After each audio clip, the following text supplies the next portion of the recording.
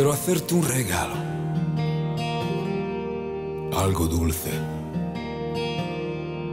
algo raro, y no un regalo común,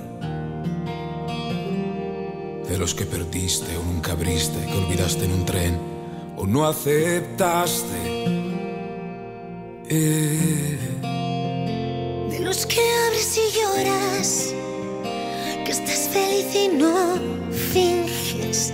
Y en este día de septiembre te dedicaré el regalo más grande. Quiero entregar tu sonrisa a la luna y que de noche quien la mire pueda pensar en ti, porque tu amor para mí es importante y no me importa lo que diga la gente, porque aún en silencio sé que me protegías y sé que aún cansada tu sonrisa no se marcharía. Mañana saldré de viaje y me llevaré tu presencia para que no se vaya y siempre vuelva.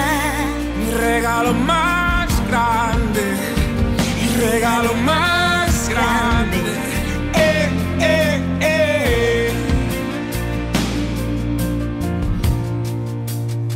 Yo quiero que me regales un sueño escondido o nunca entregado, de esos que no puedo abrir delante de mucha gente, porque el regalo más grande es solo nuestro para siempre.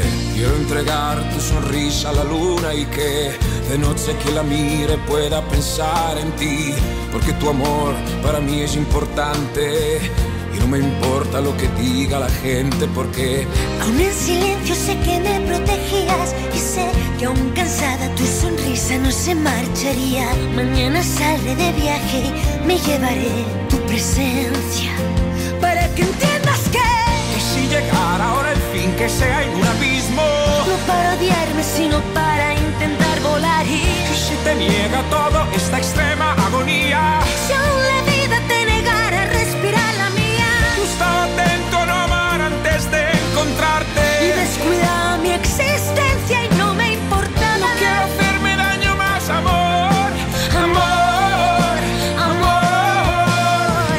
Quiero entregar tu sonrisa a la luna y que de noche quien la mire pueda pensar en ti, porque tu amor para mí es importante y no me importa lo que diga la gente, porque amor negado, amor robado y nunca devuelto. Mi amor tan grande como el tiempo y en ti me pierdo. Amor que me habla con tus ojos aquí enfrente.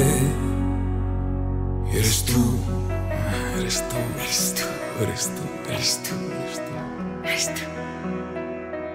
el regalo más